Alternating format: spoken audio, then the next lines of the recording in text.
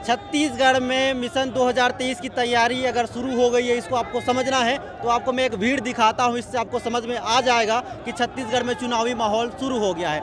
मेरे सामने एक तस्वीर आपको दिखाता हूं जिसमें आपको बीजेपी के प्रदेश अध्यक्ष अरुण साव दिखेंगे। उनके साथ आपको आगे सामने बड़ी संख्या में बीजेपी के कार्यकर्ता आपको दिखेंगे और ये एक बड़ा प्रदर्शन किया जा रहा है प्रधानमंत्री आवास योजना को लेकर। बीजेपी के प्रदेश अध्यक्ष उनसे बातचीत करने की कोशिश करते हैं। अरुण साव जी, आज तो रेला आ गया है पूरा। हाँ, देखिए आज ये गरीबों की हक की लड़ाई है, ये वंचितों की हक की लड़ाई है। ये सरकार जो गरीब विरोधी है उसकी खिलाफ आवाज बुलंद करने आए हैं। भारतीय जनता पार्टी उन 16 लाख से अधिक गरीब परिवार जो प्रधानमंत्री आवास से वंचित हुए हैं, इस राज्य के भूपेश बघेल की सरकार, कांग्रेस की सरकार के गरीब विरोधी चेहरा उजागर हुआ है।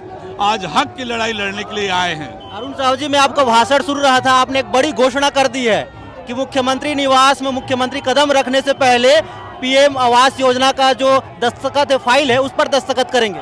आज नरेंद्र मोदी जी के नेतृत्व में केंद्र की सरकार गरीब कल्याण के लिए योजना बनाकर काम कर रही है।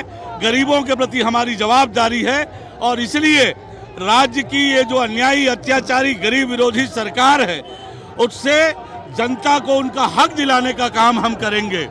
चुनाव जीतने के रास्ते में बहुत सारी कठिनाइयां आती है, लेकिन अभी जिस रास्ते में आप लोग चल रहे हैं आसान लगता है रास्ता?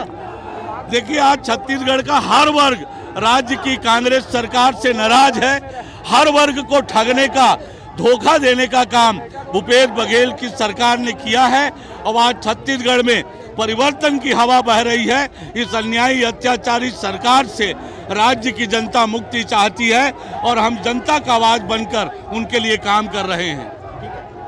तो ये थे हमारे साथ बीजेपी के प्रदेश अध्यक्ष अरुण साव और उनका साफ कहना है कि जब छत्तीसगढ़ में बीजेपी की सरकार बन गई 2023 में तो सबसे पहले मुख्यमंत्री का काम क्या होगा?